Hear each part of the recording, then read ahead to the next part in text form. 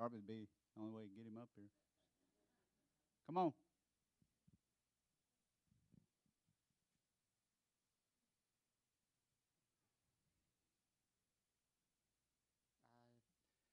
I never held a mic and talked before. I don't know where to start. Well, I can start here. Other than Jesus changing your life, Kentucky's favorite snack, pickle bologna, is amazing. Anybody want some? You can get just a little bit, not very much. The whole trip was good. The whole entire trip. From going out in the community to serving, not just the people that we had come in contact with, but the group as a whole. We got closer. About every evening, me and Kyle walked outside after worship, stayed out there about 30 minutes, and just talked and enjoyed the cool Kentucky air, thank God. I'll speak on the shoe giveaway. Thank you, church, for helping me make that possible. That was amazing. I was running back and forth from the church to the giveaway. They're about 2 acres apart, and there's a creek to separate it with a bridge. It was beautiful there. We had an awesome preaching, and the deacons told me they have never seen their church that full. There was probably 180-ish come in the church at one time, and then more drifted in that went past the church and went straight to the giveaway, but we couldn't control that. So there ended up being right at 300 people, so that was pretty amazing. And I had the Hayes Lewis principal. I called him. We become friends over time, and he come and he spoke for us, and he thanked the church for the Easter baskets. He brought that up and thanked us for doing what we're doing in the community. And what we had left over, we took it to the school, and they had open house a couple days later, and they gave the rest of the shoes to the children that didn't make it to the giveaway, that wasn't able to make it. So that worked out perfect. I think that's why God had us go above the goal. The Wednesday night after the giveaway, let me back up a little bit. There's so many things I could say. I'm going to repeat a lot what I did Wednesday night, so those of you who are there, just bear with it. We had an amazing service, just our group. I called a service because I think the Holy Spirit showed up in volumes like y'all have not seen before. And I think everybody there will agree to that. I started out telling my version of it, and I went around and asking different people. You know, I think I started with Miss Janie, and she started it off, which hers was amazing. I'm sorry.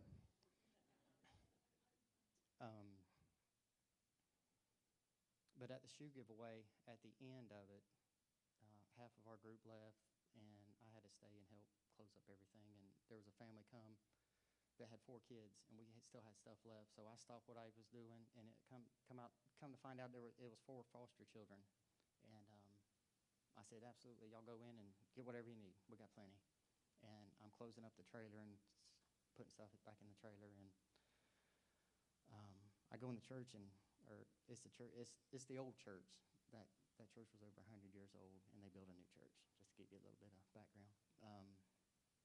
So I walk in where the giveaway was, and little Dana, nobody told him, but he just grabbed a little boy, I think it was, and started measuring his foot for a shoe. And then he took him around, got him whatever he wanted. I'm sorry, I'm a crybaby. And so we took care of all the kids' needs, and they went on their way. And fast forward to that night, and they was all giving testimonies, and about the experiences they had that day. And at the beginning, Brother David met me and Rich in the hall and said, I don't think we're going to have it tonight. everybody's tired, and my heart sank. And I think Rich heart sank too, because we had just talked about it. And I kind of looked at him. I said, just give me a few minutes, so we could talk. And he said, okay, no problem. And thank you for doing that, because it was amazing.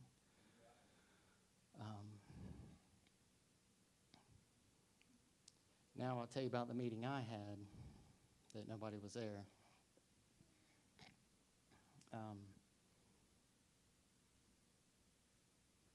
Long time ago when I started doing this, started out small, just me and little Dana was going around doing little things and going up there. And it kept getting bigger and bigger. And I didn't know how to do none of this or run none of this, and still don't know how to do it. God just lines it up, and I just follow through. And I've been feeling like I wasn't doing enough, and I thought I was, but God kept telling me that I wasn't. And so back in March, when I went to Big Creek, I went up there by myself, and I thought I was going to get a job up there. They needed a construction coordinator. And so I didn't get the job, and I got disappointed. But God had other plans, and I didn't know it. So I talked to the preacher at the church we had the giveaway at. Never met him before in my life. I just needed a place to do a giveaway in that area. And got a hold of him on Facebook, and then I got his phone number, and we talked. And he said that since we're going to the community, he'll find a place to make it happen. A day later, he called me, said, y'all can have it at church. You're more than welcome to come here. So I met him face-to-face. Me and Mom went up 3 days early. And Mom went on to church Friday night, and I left early, and I had to go to a meeting with a preacher and the 2 deacons of the church. And we walked around, because I'd never been in that church, and we was kind of lining up the shoe giveaway. And we got done talking about that. We stood out on the steps of the church, and he said, Dana, what other kind of mission work are you wanting to do? And I said, well, I'm going to have to buy some land, and I want a small mission that people can come to and serve the community. Because Leslie County is the 3rd poorest county in the whole country, and Clay County is the 1st, and it's just 1 county over. And land's cheap up there. I said, I might have to buy me a piece of land, rent me a house, or buy a house or something. And told him what I was wanting to do, serve the community and have people come in, church groups, men's groups, whoever, college groups. And but I've been looking for a piece of land, and I just don't know. Maybe y'all can help me find some land in the area.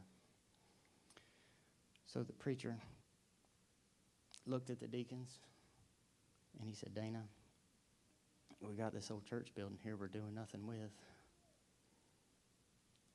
And we just happen to have a 3-bedroom house right here that's vacant, and it's yours.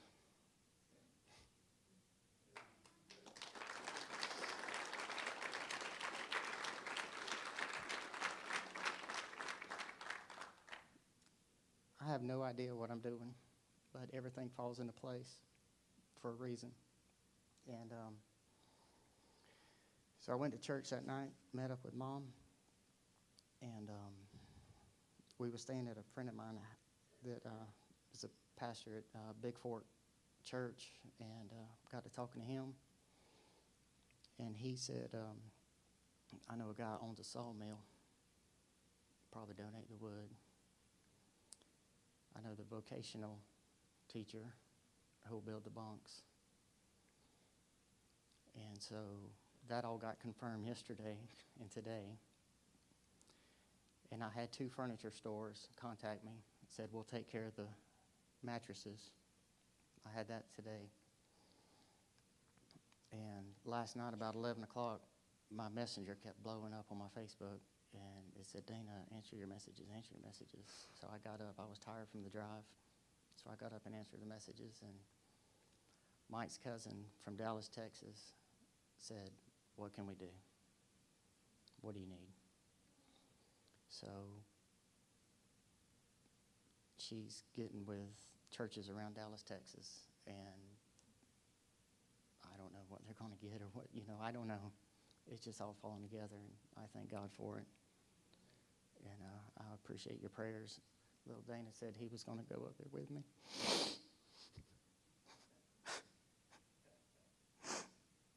I can't do it by myself. And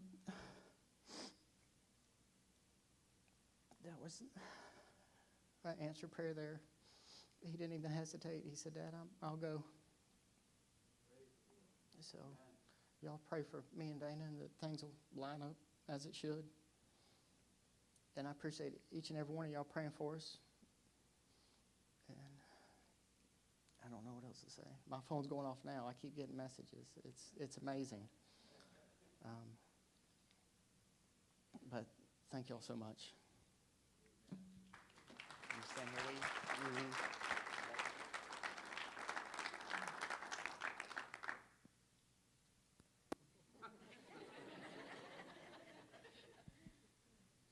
Well, I'm just like my dad. I'm a crybaby. So,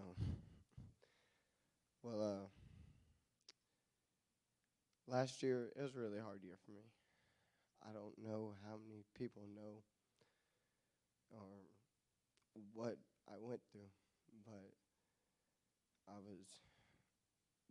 was going to places like that, but I was on the other end, receiving stuff, and going to places all the time, getting food, getting clothes, shoes, and sleeping in a tent, all kinds of stuff. Like, we were in a really bad place. Like, I had people come up to me all the time saying, "You're not dead yet." I was the only white person that was around. There was guns, drugs, gangs, everything.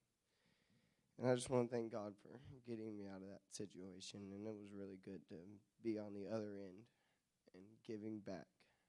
And, like, for all the churches who helped me out when I was in need. And, like, I didn't see much. I was greeting all the people coming in. But, like my dad said, the little family that was there, the last one, I was working at a kids camp, and I knew the little boy from the kids camp, and he come up to me, and so I started helping him out. And the next day, he came up to me with a pair of shoes on that we gave him, smiling from ear to ear. Said, "Do you remember these?" And it broke my heart.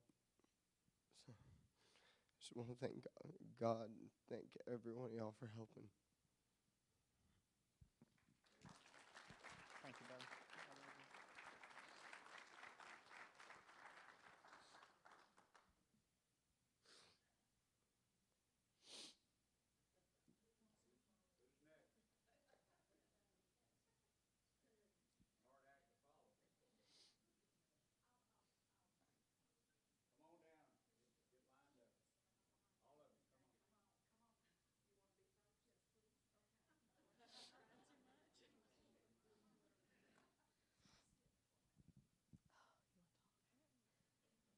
Oh, I can't see.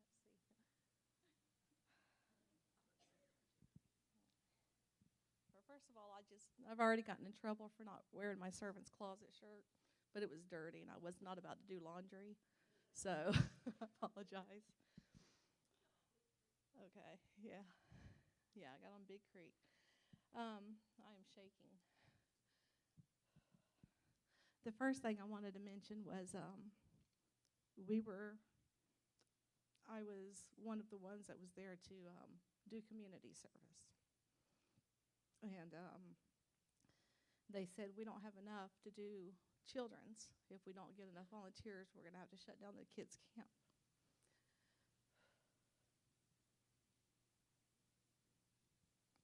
And pastor came up to me and said, we've changed you over to children's. Is that okay? I said, that's okay, but I've done preschool for over 20 years. I said, I wanted a challenge. And to me, this isn't a challenge because I've worked with kids almost all my life. So we go to our first children's little get-together, and they're asking for different positions. We need kitchen workers, we need this, and they said, we need someone to teach devotionals. No one raised their hand. And finally, I raised my hand. I said, I'll do devotionals. I came back to pastor later. I said, well, I got my challenge.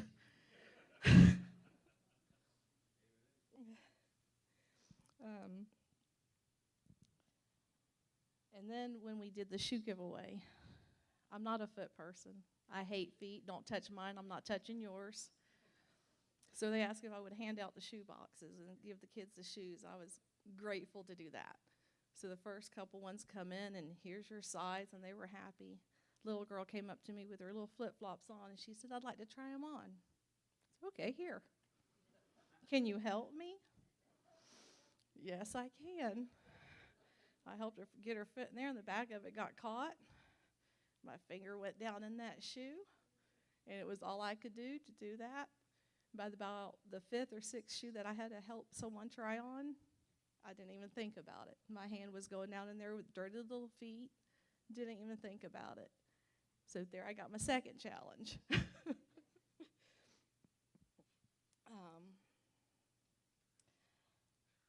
one's going to be hard.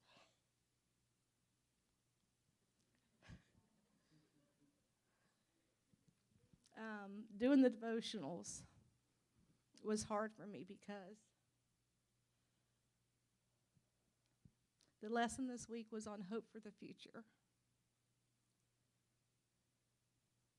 And the way I started out looking at it was, this is a group of kids that don't have much hope for a future. At least I thought. They've got hope in God. But for their future here on this earth, I didn't think they had much. And then I believe it was Tuesday night. I was talking to Miss Janie, and she shared a little bit about her past. And I looked at her just with tears in my eyes. I said, Miss Janie, look at you now. You have a future. You came from that, and you have a future. I said, you just changed my whole outlook on these kids. These kids have a future. And so my devotionals from that day on was so much different for these kids that I thought in the beginning did not have a future. We did Dream Big was one of the devotionals.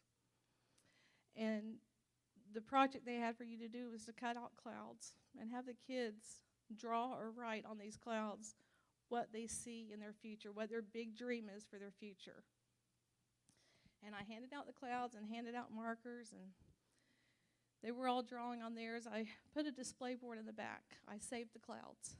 They're back there on the display board. You'll notice one in the middle that has nothing on it. The little girl sat next to me for the longest time. She was probably 7 or 8 years old. Some of them couldn't write, so they drew. I said, sweetie, do you need a marker? She said, no. I said, do you need ideas on different things? She said, no. They finished theirs, and she handed me hers back.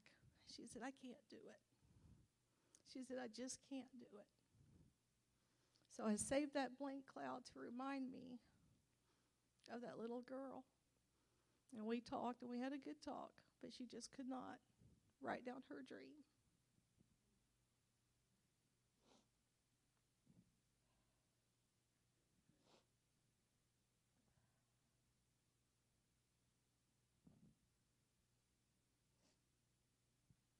The one other thing is,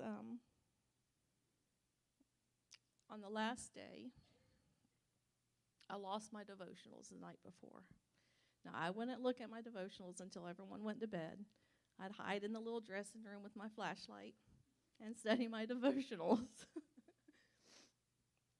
And when I went to go find them that night, they were gone. I had no clue what to teach on. And the next morning, our group leader said, I'll make copies for you. She made copies for me, but she only made it for the devotional itself, not the startup or the gear down or whatever it was, wrap up. So for the startup, it was basically, I sat and talked to the kids. I was able to sit and get a one-on-one with them. And I learned so much from those kids. Luke sat there. A little boy was sitting in front of me, and he starts singing a song. It's the Peter Pan. What's that called? Lost Boys. Look up the lyrics, because I had heard my kids sing it before, but it never sounded the same.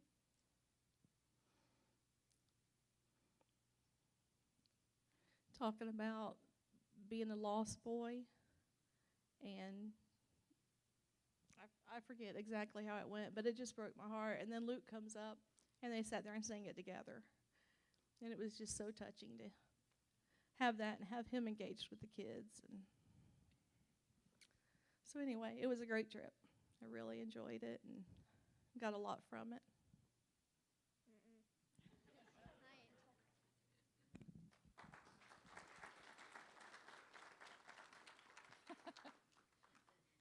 I'm not a crybaby. Sorry.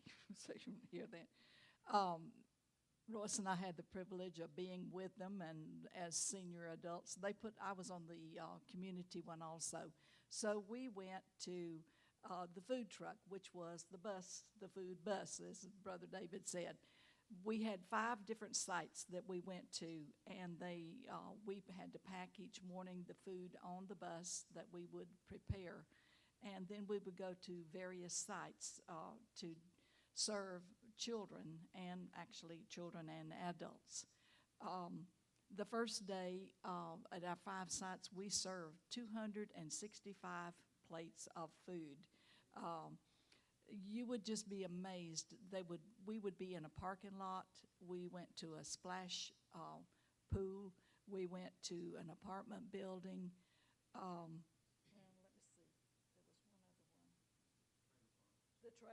The trailer park, that's the one that really would break your heart as you went there. As soon as the bus would get there, and before we could even get the food on the table, we had little children and adults lined up. They would be maybe 50, 75, and as those would do it, then others would come. And it was amazing. Our team leader knew many of the children by name as they would come, hello, whatever their name was, and she would speak to them. But they had been there. This was the 7th week, 10th week, so they had begun to learn many of the children. Many of the children where we would go and serve like that would come back for a second plate, and they were always given a second one, because she would say, well, that's probably the only meal that they would get for the day. So we served that many. We also went to an adult daycare for adults with disabilities. I was on a team with Rich and Jacob and Abby, and one man was enamored, I think is the word, with Abby, took hold of her hand, wouldn't let her go until finally I just had said, okay, this is enough. So I let him hold my hand instead.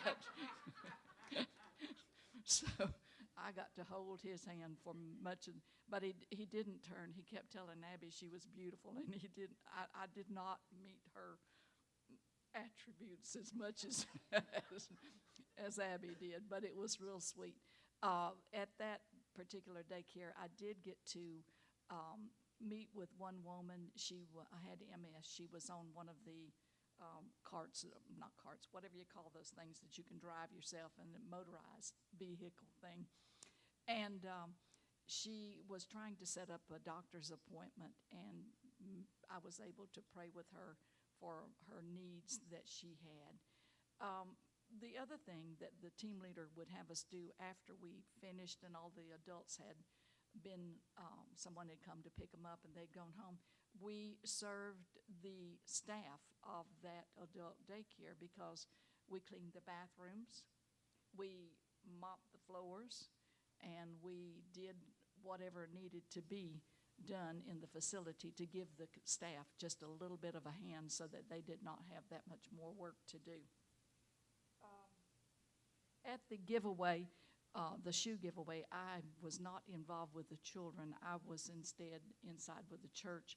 I was able, as you're sitting here like that, I would go around and speak to the parents and the children and tell them that we were glad that they were there and you know, ask, was there anything we could pray for them while they were in there? So that was my job as the shoe giveaway. I enjoyed the worship services, and I need to ask Abby something, so I'm just going to ask. Abby, are you going to tell about, not Abby, excuse me, Amber, are you going to tell about your thing that you did at the worship service? You are? Then I'm not. Okay. Make sure she tells whenever she does. Okay, that's all. It really spoke to me. That's why I'm asking. Okay. I enjoyed all of it. It was very structured. You knew what you were going to do. You knew what time you were getting up in the morning. You knew what time you were supposed to be in bed at night. So, but we still lacked sleep. The beds lacked a little bit. I was glad to get home and get in my own bed. They were comfortable? Yeah. Every time somebody moved in the room, you knew when they moved because they had springs in the bed and you heard them as everything. Yeah. But anyway, I'm glad it was on the trip. I'm also glad I got home and in my bed.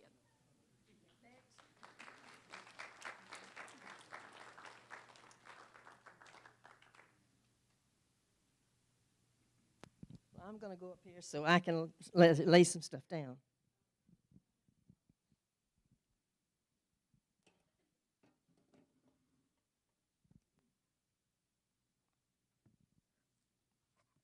Well, first of all, I'd like to thank the church for helping us go and all the prayers that we had. When we got there, it was different. A lot of people. We didn't really know what group we were going to be in until after we got there, and I had signed up for community. Well, I got switched to children. And I had worked with children for 25 years, so I, too, wanted a little something different. But they were going to have to close down a camp, so I said I'm going to, help save the camp. The first thing we did was, one of the first things was we had a relay. Well, Michael and I was a team. And we were back to back, our arms locked. We won't do it, Michael. We won't show them. But I was pulling, and he was pushing, and we were running. Now, this old lady did run, but I was sure sore. Our back.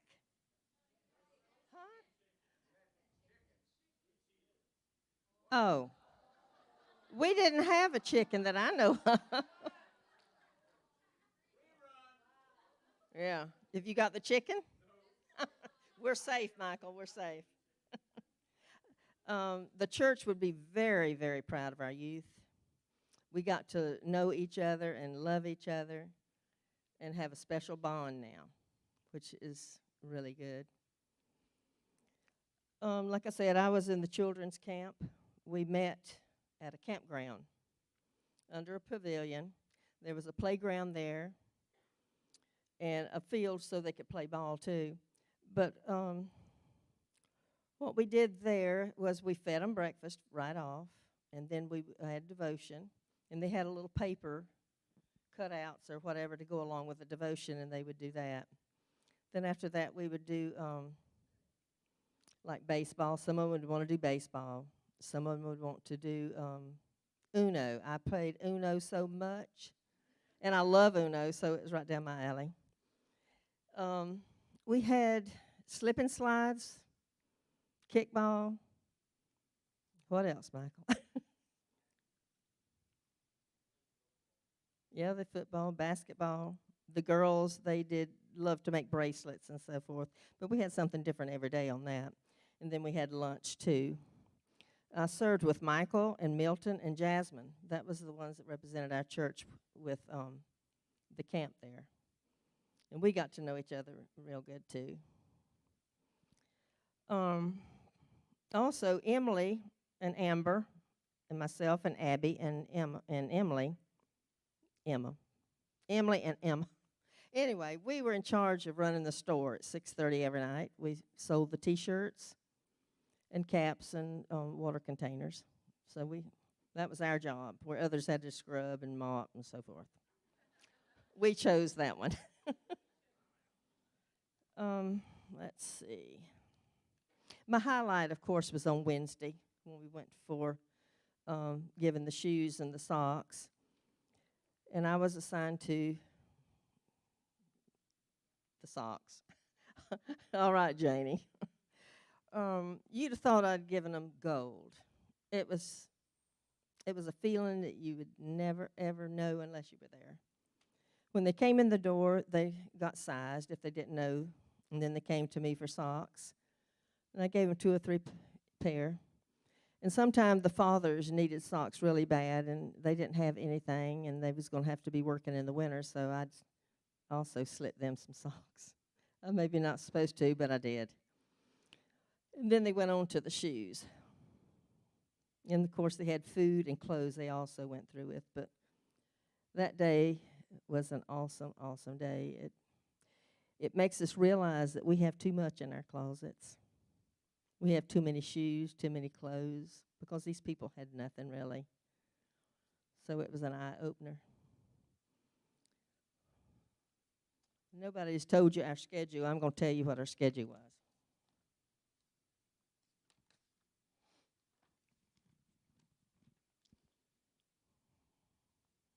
Well, where is it? Here it is. It's a typical day. At 6:40, we'd wake up. Yes, that was really early. But I'll tell you what I did. Around 4:30, I'd have to get up and go to the restroom. And it was a long walk to the bathrooms. So I would carry my clothes for the day and my makeup. I would do that at 4:30 in the morning. And then I'd go lay back down because I'd beat all those other girls in the camp and wouldn't have to fight for the dressing, behind the dressing curtain that we had. They didn't tell you about our bunks. They were 3 stories high bunks. And this old girl did get a bottom one. The ones that couldn't do the middle or the top, I don't know who thought of it, but they took the mattress off and put it on the floor, which was really wise because can you see all of us old ones climbing up on the 3rd top? Not me. And yes, they were noisy. Oh, my goodness. I didn't use my earplugs the first night, but from then on, I had the earplugs in because there was a lot of jibber-jabbering with the teenagers, you know. They like to stay up and talk a little bit, so they didn't bother me after that. Okay, after 6:40, we get up. At 7 o'clock, we had breakfast. And I thought maybe we'd lose a little bit of weight because we'd be busy. But we had 3 meals a day. And no, I didn't lose any weight. So at 8 o'clock, we had morning worship. And we focused on what we would do before we would serve that day. 8:45, we'd leave for our ministry site. Like I said, mine was at a campground. And from 11 to 12, we'd serve them their food at the different sites. We didn't have to cook ours. Sometimes we had tater tots and hamburgers and so forth like that, and it would be in a warmer that was brought out to the camp. We just had to carry our water jugs. We went through a lot of milk. The kids went through 2 or 3 gallons, and we had the white milk and the chocolate. And for breakfast, they would have apple, Pop-Tarts, honey buns, and stuff like that. And they did love to eat because probably they didn't get much to eat at home at all. And at 3:30 to 4:30, we returned to our ministry site. And we'd have free time from 4:30 to 7, except for us. We worked in the store. 5:30, we had dinner. 7:40 was prayer time in a worship area that you could go in and just have a quiet worship time. 8 o'clock, we had the evening worship, which we had live band and a lot of praise songs, which was wonderful. We loved the singing. 9:15, church group time. That's when our own church would go in a room and share what we did in our testimonies. And then we had a little bit of free time there. Most of us got showers or They went out and played different games that the kids liked. So that was our schedule.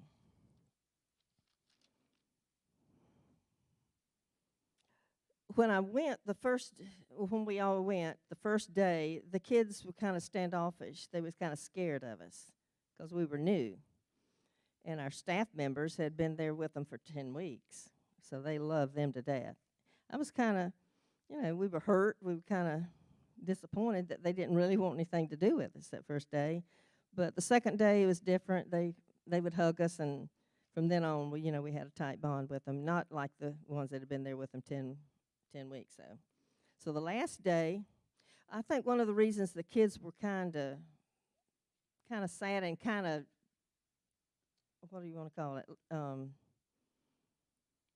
They would fight among themselves and argue and things that they didn't do the rest of the time. But this is the last week, and it's kind of like probably the last week of school here. You're not going to get much done. They didn't want to obey the rules and so forth, and it just was a lot wilder, our staff members said, than normal. Let's see. I want to read, our whole week we were in Colossians. And one kind of stood out to me. I want to share that.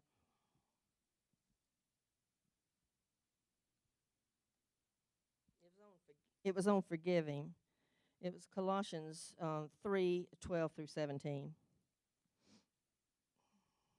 Therefore, as God's chosen people, holy and dearly loved, clothe yourself with compassion, kindness, humility, gentleness, and patience.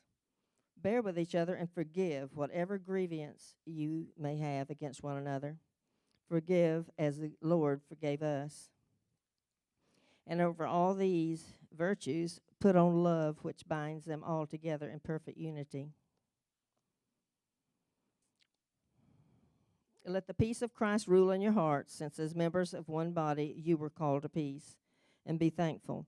Let the word of Christ dwell in you richly as you teach and admonish one another with all wisdom, and as you sing psalms, hymns, and spiritual songs with gratitude in your hearts to God. And whatever you do, whether in word or deed, do it all in the name of the Lord Jesus, giving thanks to God the Father through him.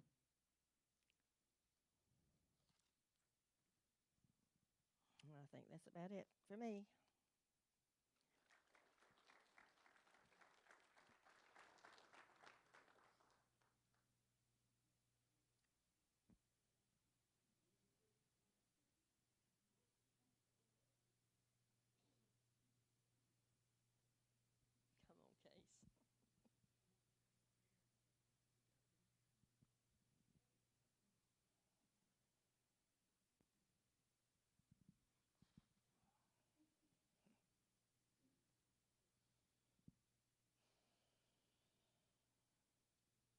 Come on, Case. This is like my first mission trip ever. Kind of new at all this.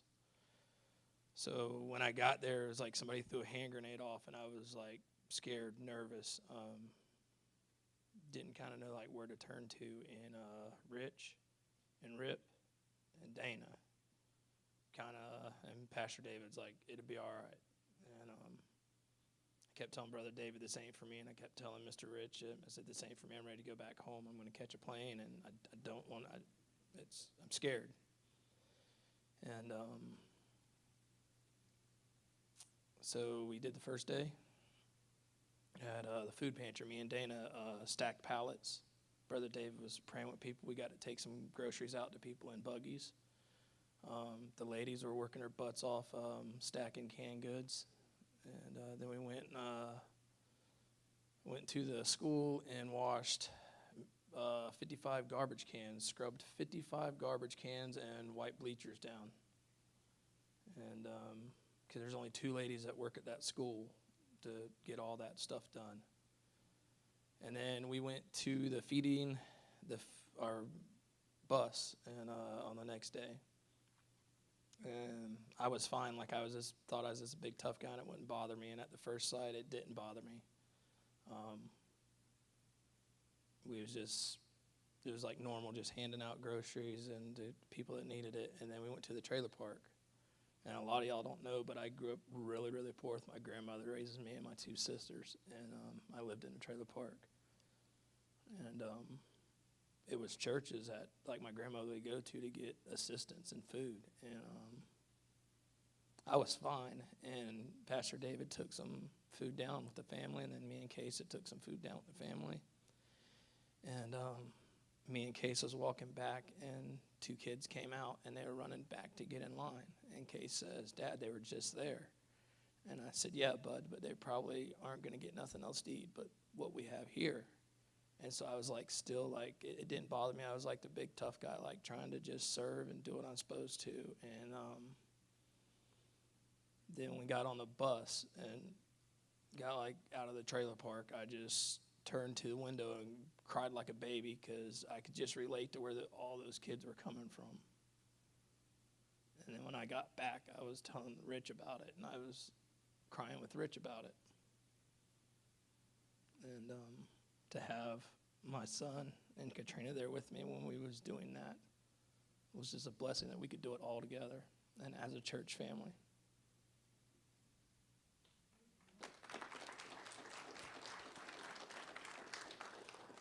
I worked in the children ministry.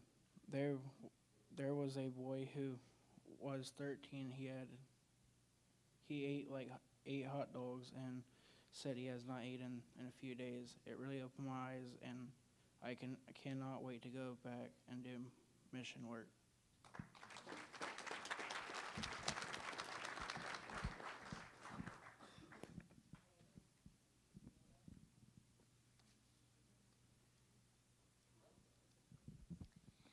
At the mission trip, we had a kids' daycare. That was one of the options. And so I helped my mom with devotions, but most of the time I was playing with the kids. And at the end, there was free time where we could go to the pool and swim. A lot of the kids liked the pool because they didn't have pools back home. And there were 2 diving boards. One was broken, though. So we used the other. And also there was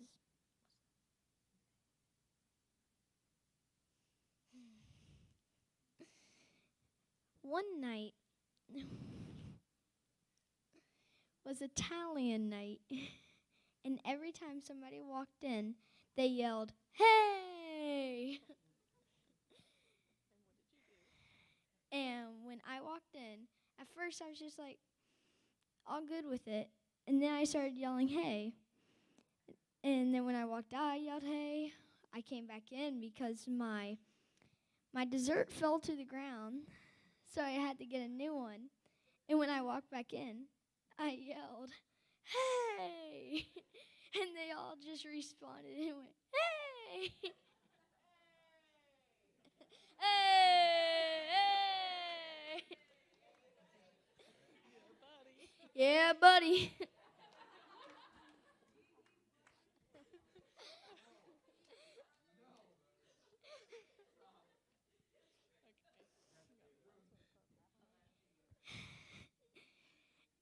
And there was this really weird game there. It's called carpet ball. We played it every night. That is what we did during our free time.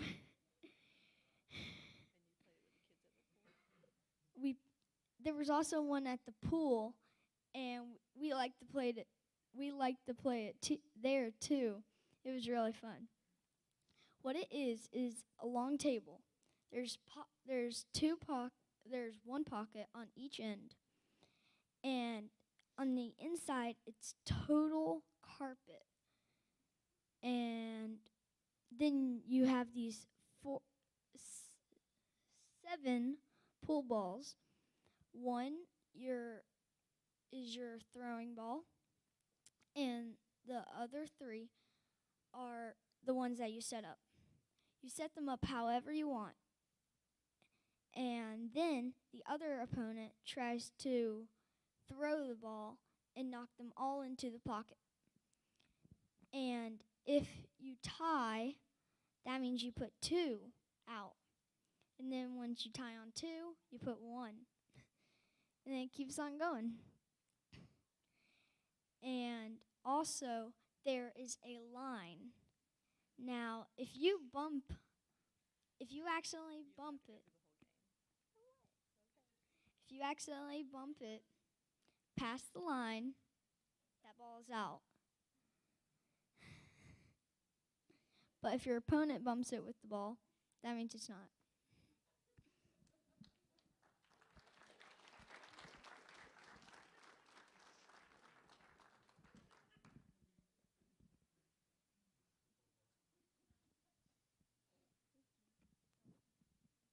Hi, I'm Amber. So on Wednesday, we did the shoe giveaway, and God laid it on my heart to share my testimony. And yeah, so I was asked to share it again tonight. So that's what I'm going to do. So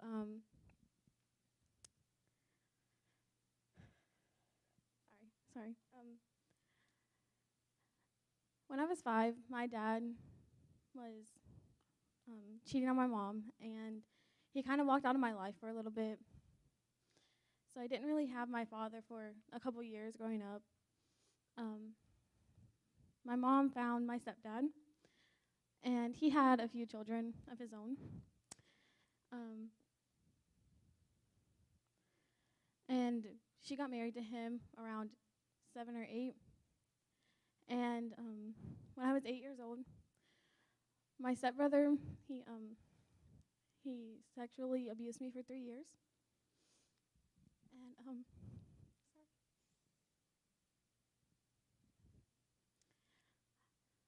And that was very hard for me.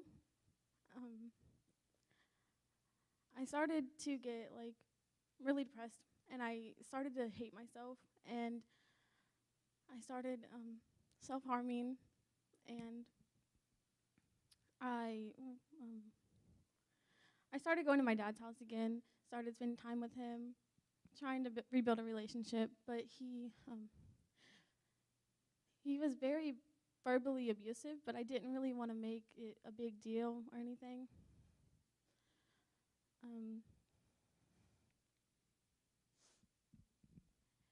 So I keep on growing up, and I get a restraining order against my stepbrother for 5 years or so. So life started to feel like it was going back in place, but I still had this empty feeling inside of me, and I didn't feel like I belonged anywhere. I didn't see a purpose in life. So I just kept on going through life, and I knew who God was. I grew up in church. I said I believed in him to please everyone around me, and I put on this act as a Christian.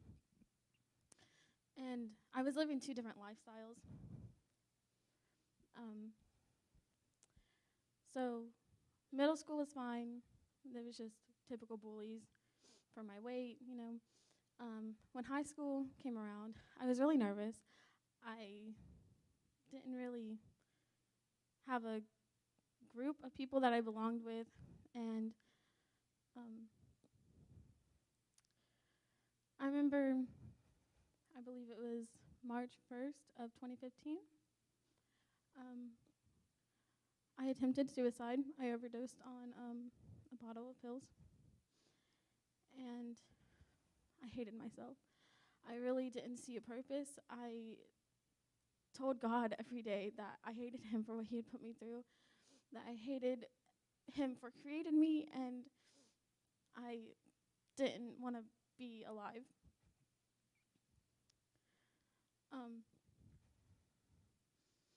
So yeah, that happened, and I went to hospital for a couple days, and when I got out, I fell right back into a deep depression because I had this thing missing in me. I knew people loved me, I knew people cared, and I knew people were there to support me, but I didn't have God. So I kind of just did my own thing.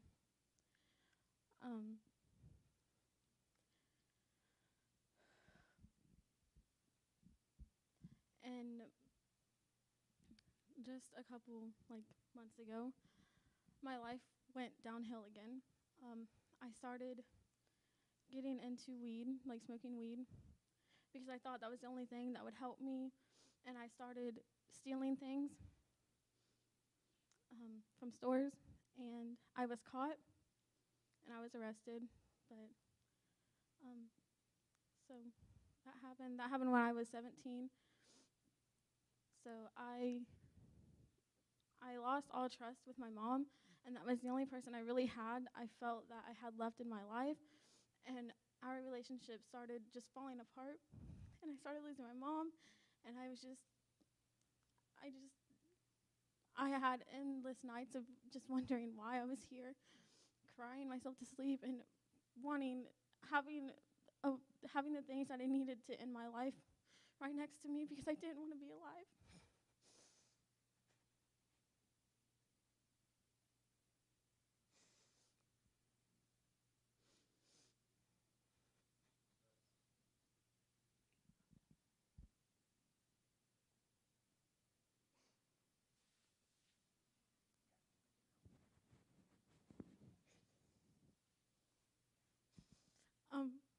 I was given this option to go on this mission trip. And I was like, yeah, of course I'll go. And I had the mindset of just going to have a good time, just going to put on an act and pretend I believed in God. And when I got there, what really touched me was the shoe ministry, because that was the day that God really just broke me down. There was people, and I was walking them back and forth from the building to where they would get the shoes. And I would ask them, is there anything I can pray for? Like, is there anything I can do for you? Anything that I can help you with? And just hearing these people's stories, because they would just spill out their heart to you. God he broke my heart. And I rededicated my life that night. And I'm just really thankful that I went, because I have built a relationship with God that I never thought I would have. And my heart just feels really whole. And I'm just happy with myself and my life. And I know that I have a bright future, and that no matter what happens, I have God on my side. And so yeah, thank you.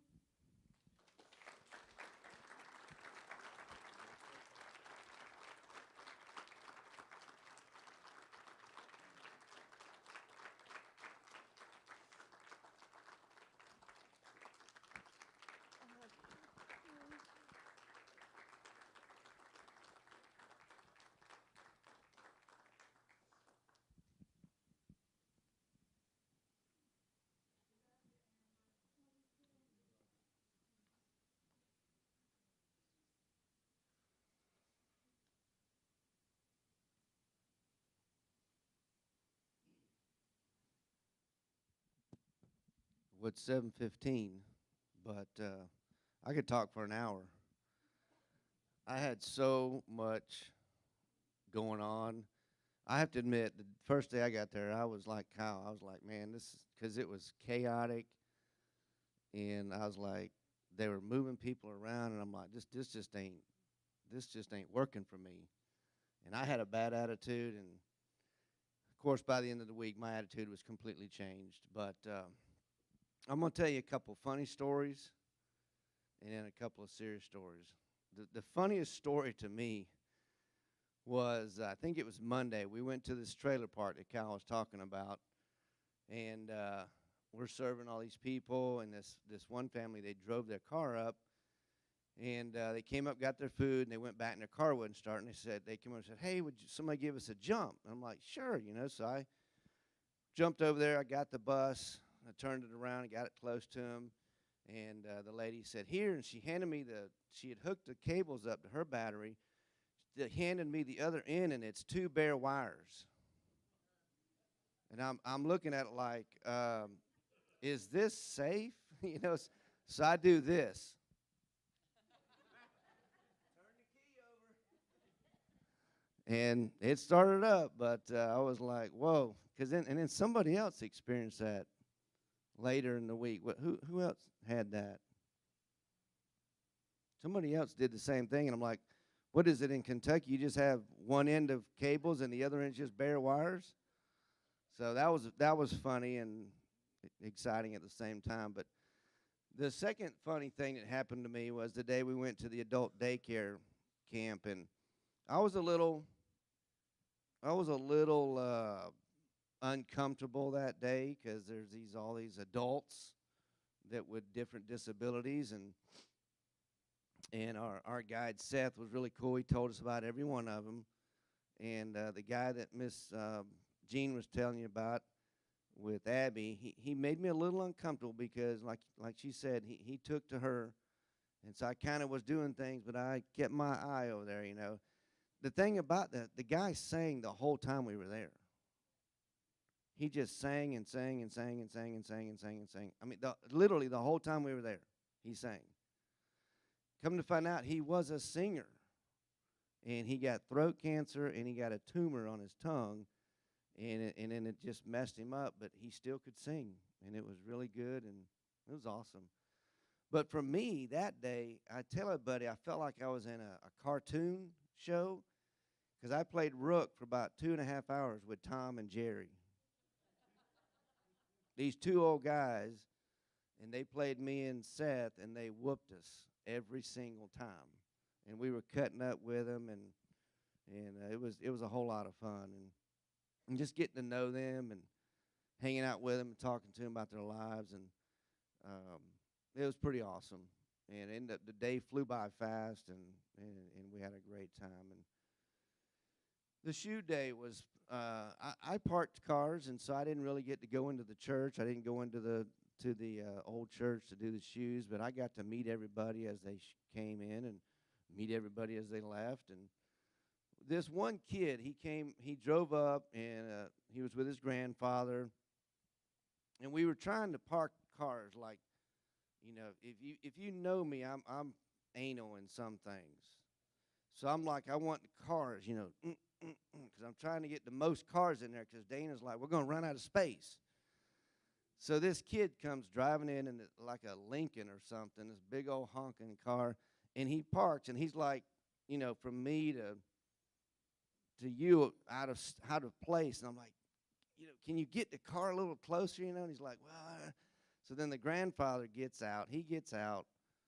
He moves the car over and gets it closer. They go in. He comes back out. I'm going to, you know, have a little conversation with this young man. I said, hey, you just learning how to drive? He said, yeah. And I said, hey, did you just turn 16 or something? He said, no, I'm 19. And I'm like, well, why did you wait so long to start learning how to drive? And he said, well, my dad got killed in a car wreck. And my heart broke. Because I'm like, now what do I do? And he says, I was scared to drive because I didn't want to die like my dad. And so I talked to him a little bit more, prayed with him, and said, you know what, you're doing awesome. You're going to do okay. And he says, I know it.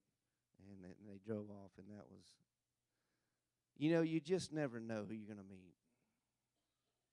You never know.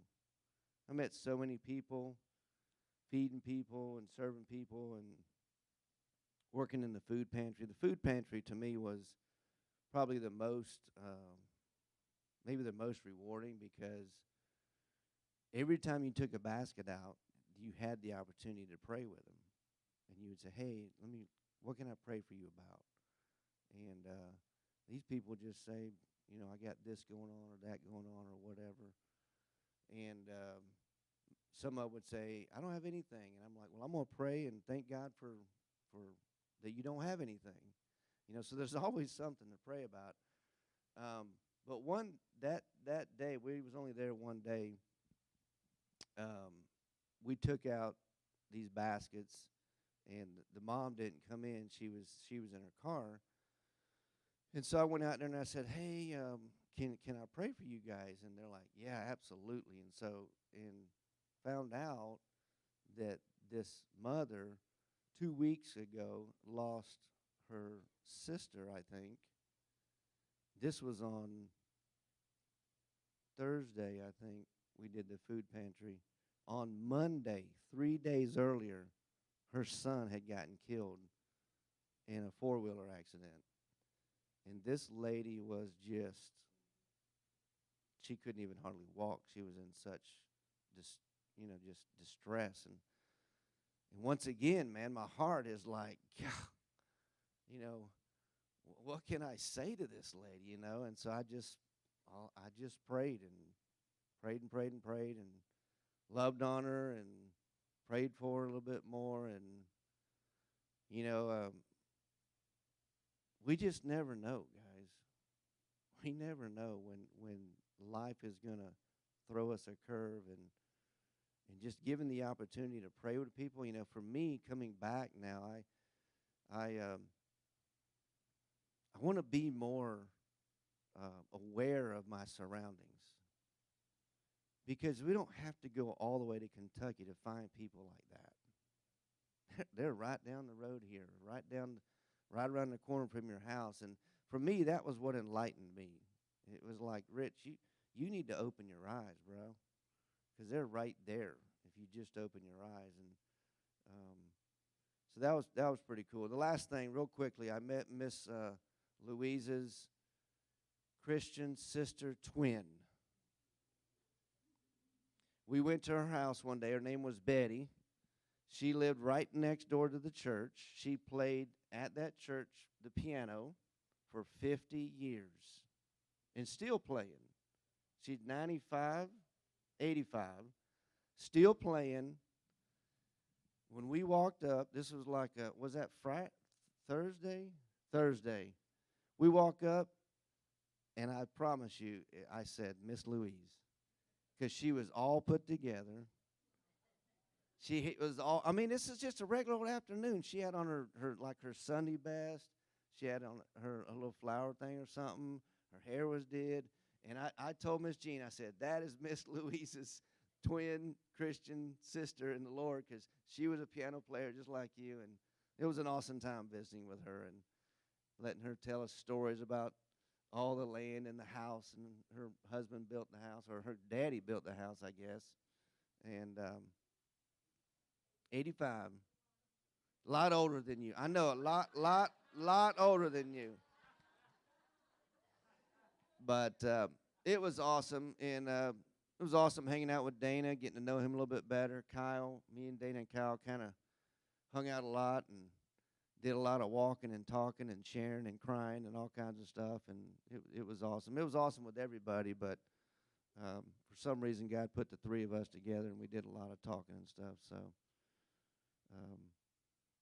Kyle, I know you didn't share it, but Kyle got some awesome news, and he got a new job while we were there. Dana got answered a prayer, and see, God was working all around us while we were serving, and so God is good, and it was awesome.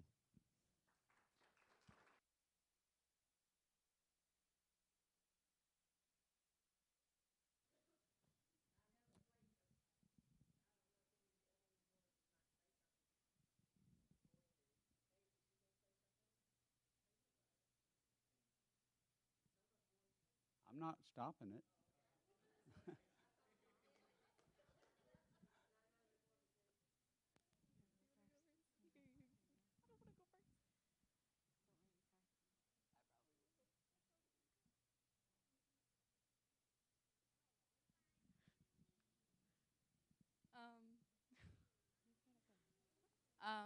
I was one of the people, like many that came up here, that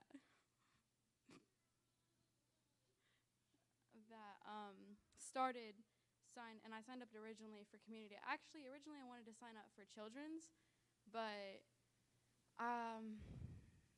my cousin was was doing community, and I felt like I should know somebody, because I originally didn't even know anybody in the church coming into this, except for Jasmine, who's an old friend of mine, and then Amber, who came with. And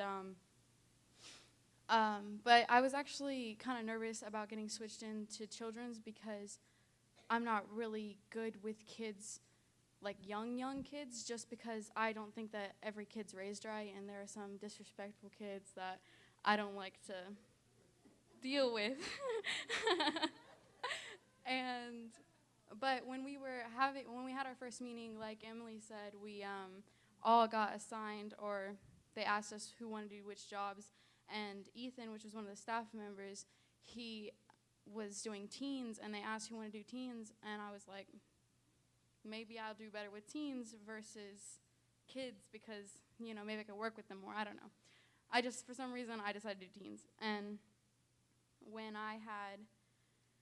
for the first day, when I had went and I met with most of the teens, it wasn't really what I expected. I don't know what I expected.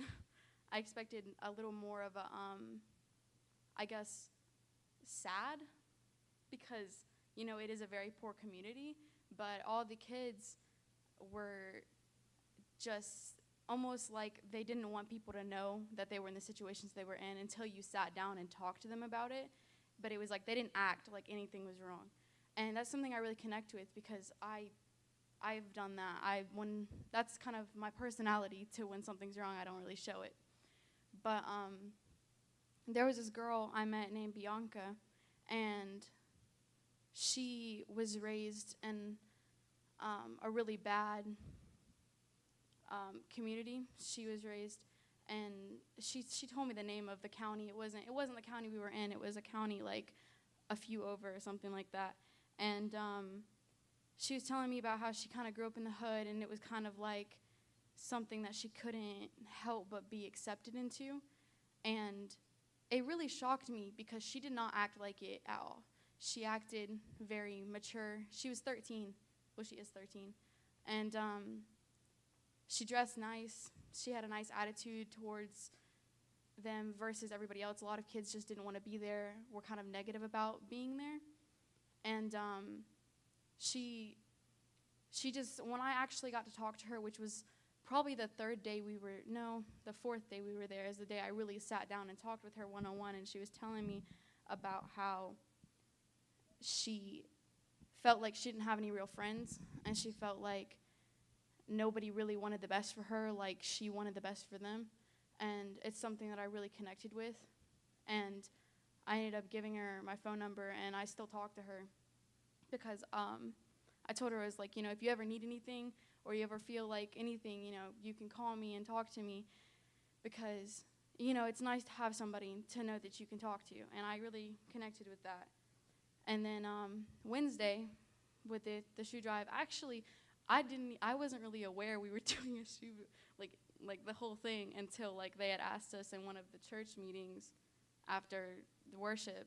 They were like, oh, who's going? And I was like, I guess I'm going. Like everybody else raised their hands, so I was like, okay. And it wasn't what I expected at all.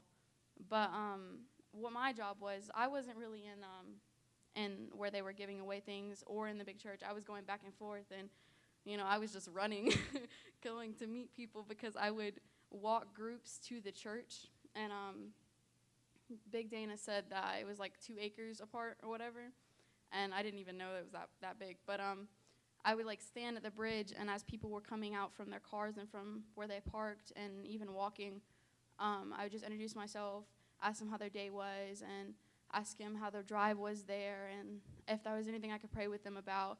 And it was really shocking to see how much those people really, the only thing they wanted was to be talked to and to have somebody sit there and care about what they were saying and listen to them. And when I asked people, like, oh, is there anything I can pray with you about, I didn't expect the responses that I got. I expected, oh, this, that. No, they wanted to sit and pray right then. And it was very touching to sit and pray with people and hear their problems and pray individually. That night, I would remember their names and their faces and say, even if I didn't remember their names, because I'm not really good with names, but I would just say, going in my own prayers and praying for them individually. And one of the biggest things I feel like was when after everybody was in the big church, and I was one of the people with Emma and Amber and me. We're the 3 people doing it. And we would, like, there was like a worship, and they were still getting ready for the stuff in the old church, you know, getting everything set up. We were the ones to go in there and get them and say, okay, like, it's your turn, like, you can go in. And we would walk them from the newer church, which is where they had the service, and to the old church, which is where they had the giveaway. And, you know, even walking with them, even going up, like, it was set up kind of like this. It was a church, so it was like aisles and stuff. And, you know, you would go up and say, okay, the next family. And sometimes it would be like 3 people. Sometimes it would be like 17 people. And you're like, I don't think I was supposed to bring this many people, but okay. And it was really, especially not even in the kids, I feel like the most touching part was that it was also in the adults. When you would call for their family, they would just, like, their face would be like, oh, like, they would light up with, like, excitement.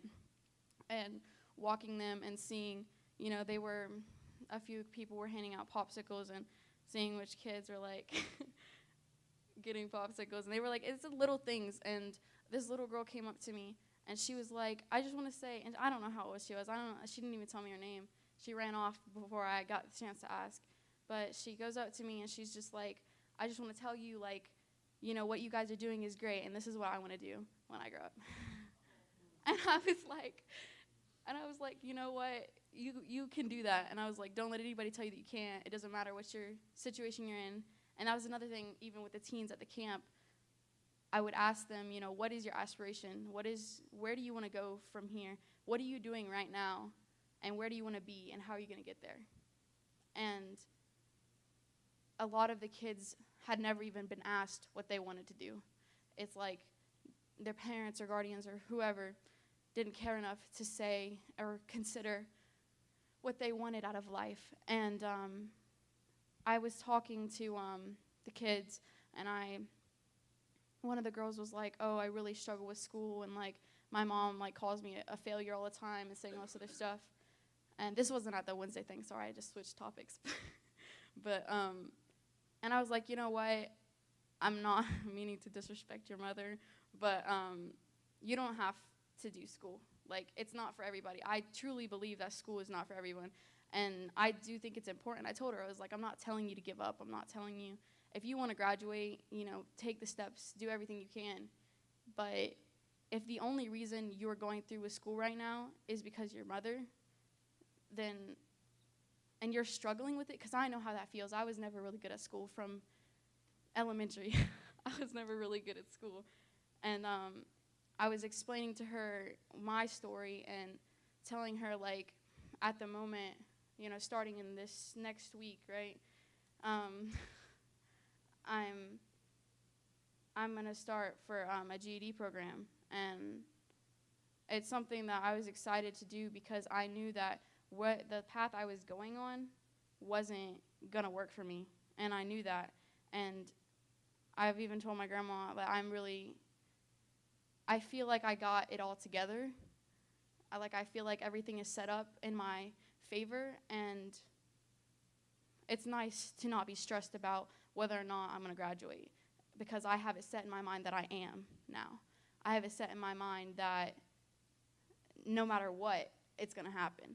And I told this girl that was telling me about her struggling, I was like, there are other alternatives, and you can't let your parents who don't exactly understand you fully, because, I mean, you aren't your parents. And I told her that, and because she was crying to me about how she never wanted to be like her mom. She would never treat her kids like that. She would never make her kids feel like they had to do something if they didn't want to. And I told her, I was like, you know, things change when you get older, and, you know, I'm sure she wants the best for you. She wants you to go to school because she cares about it. She was older than me. She was in her 12th grade. She was going on her 12th grade year. I would be going on my junior year. So she was older than me, and she's like, yeah, I know I'm not going to graduate, and I know that I'm going to disappoint her. And I was like, you know, you should probably really try to just sit down and talk to her, because it was her real mom. It wasn't like most of the kids had foster parents, and she said she was the only child. It was her real mom. And she was just telling me about how the only thing she didn't want to do was disappoint her mom. And for me, I don't have my mom. And everybody, almost everybody here knows, well, people who went know that one of the nights when we had the church meeting after worship, I kind of broke down because it was Dana's story about the kid who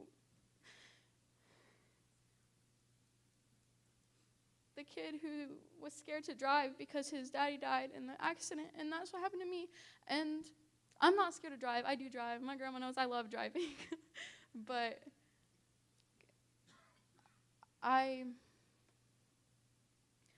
when she told me all she ever wanted to do was make her mom proud, I told her, I was like, I know that you and your mom have conflicts, and, her dad wasn't in the picture. Her dad left when she was a kid.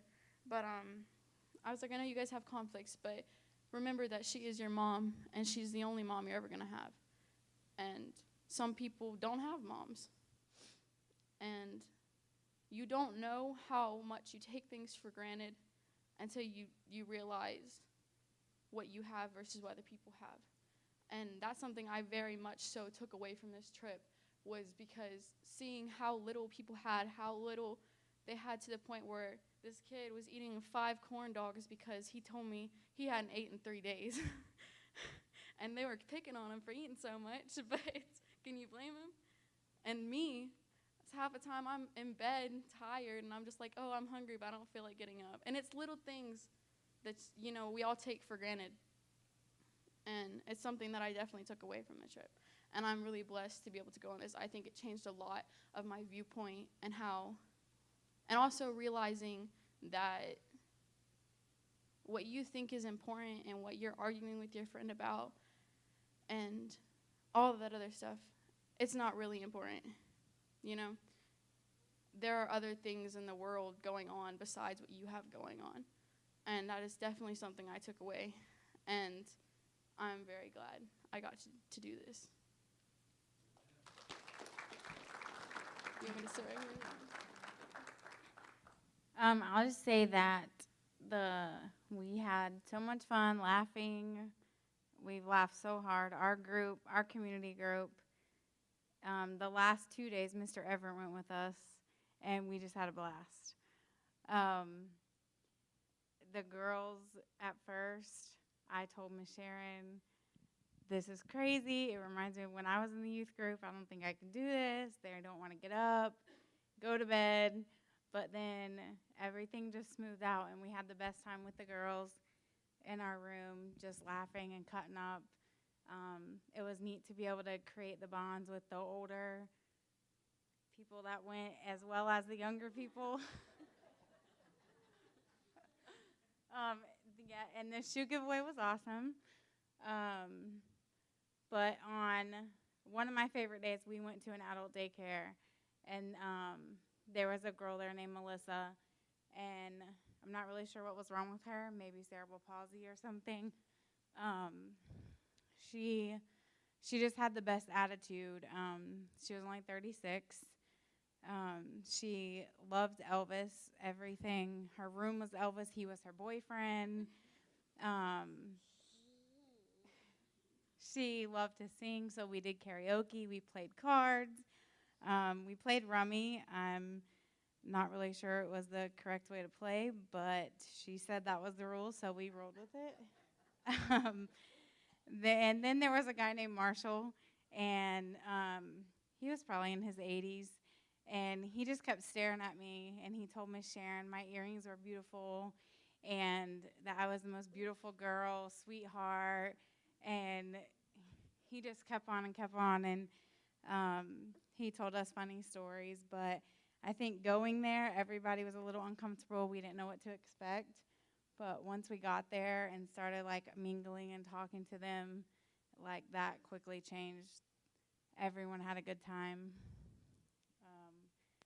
And on the Wednesday night church service that we had, it was awesome.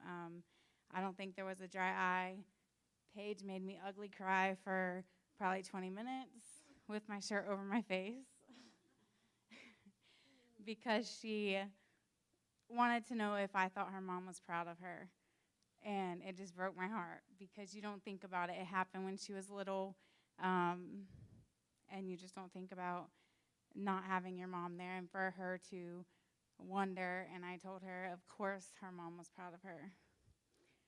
And that's it.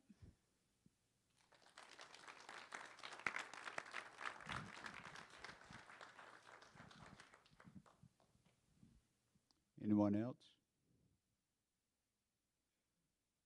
Except for you. I'll make it short. Okay, so now you're going to get a little different perspective. Okay.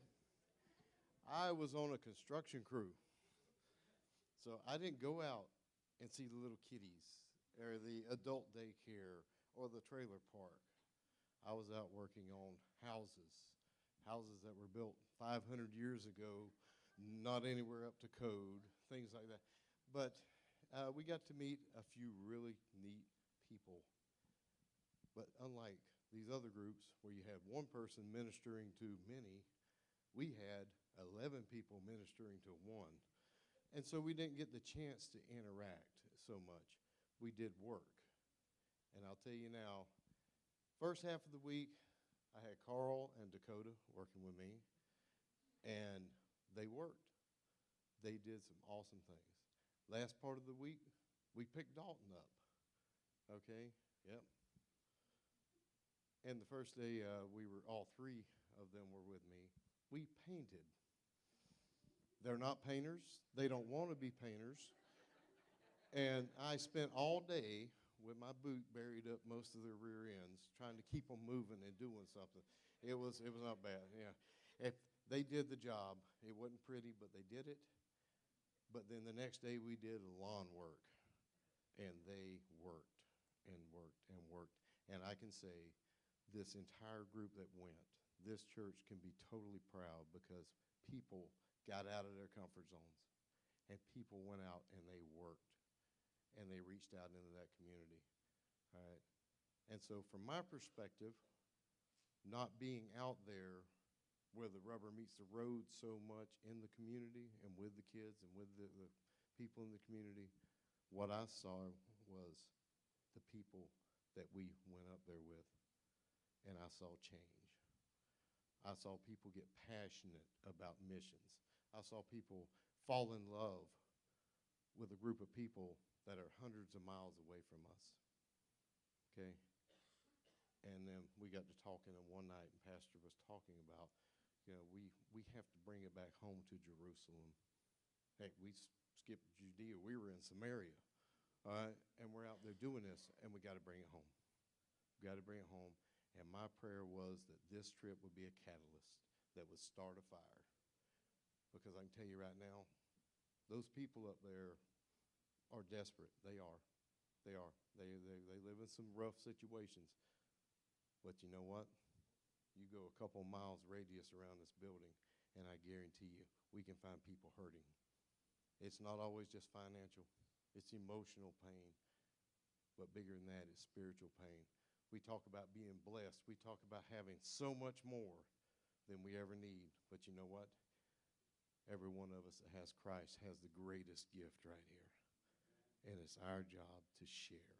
And if we don't get up and go out there and share, all these people around here drive up and down this road, and they'll look at this red brick building and say, there's some kind of a private spiritual club or something there, and they don't feel like that this is where they need to be. This place has to be a hospital and a training center. And that's what we have to do. And I'm hoping that this little fire that got started is going to do nothing but just grow and grow and grow. And that's my prayer for all of us.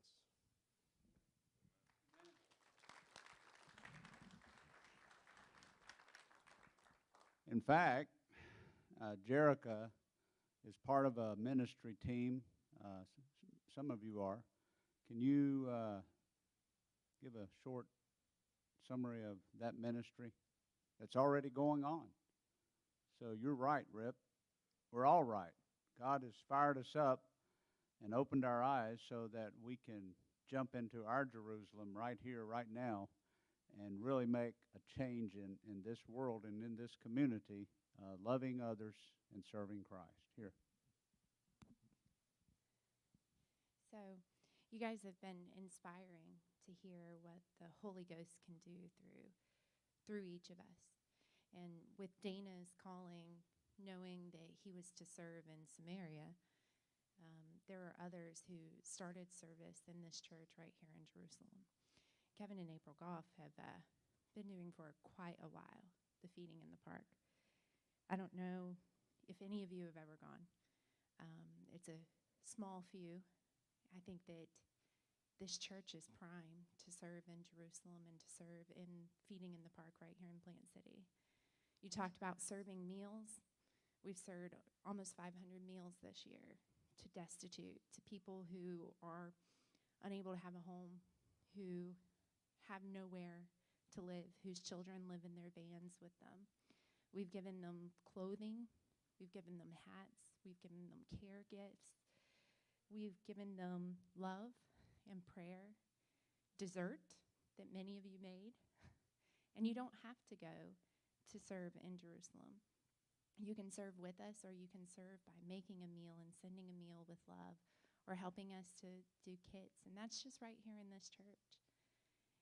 We're called to serve. Thankfully, some are called to serve and help us to be able to see Samaria and see the areas outside. Some, like Kevin and April and the feeding in the park, can give us an opportunity to serve right here in our own community. Just this past week, I was recognized by some of the young people that we serve. And they said, "Hey, you're the lady with the red hair on Friday that feeds us." I said, "Yeah." They said, "You guys always make the best stuff. It's not just pizza, it's food with a heart." Right outside of Payless. So you can be a part of that. And you've inspired me, and I hope to go to Samaria with you next time. Maybe you'll be living there. It'll be your Jerusalem.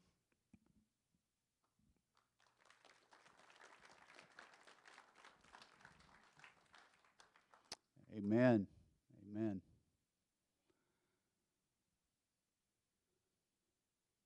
We got to go. We can't stay inside the church. We've been empowered tonight. We've been inspired. We're fired up. We got to go. I love churches that put signs up. Enter to worship and leave to serve. That's our motto. That ought to be our heartbeat. You don't have to step hardly out the door. And there are people that need loving, hugging, food, but most importantly, they need Jesus. All the things that we did this week, the most important thing that we kept hearing from the director, it's good to give away food, it's good to minister to people, but if you fail to tell them about the love of Jesus, then really all you've done is helped them eat a meal, or you've met a physical need. But what about when they come to the end of their life and they don't know where they're going spiritually? They don't know where they're going to spend eternity. We have to give Jesus away. We have to give Jesus away. And we can do that in various ways, through feeding, through day camps, any number, working on somebody's home, just any number of things. It's endless. But we got to do it. We got to do it. So let's go do it. Is Joe here tonight?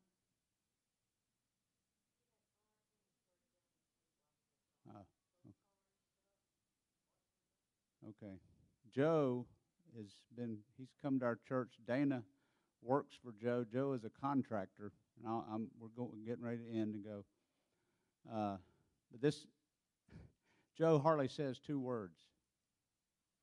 We come into worship one morning, and all the staff people are up in the chairs, waving their signs. Joe hadn't said two words, and he gets up in the chair and he's singing, and he's waving a sign.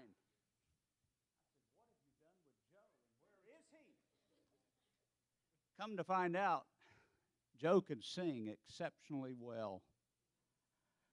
And he loves the Lord with all of his heart.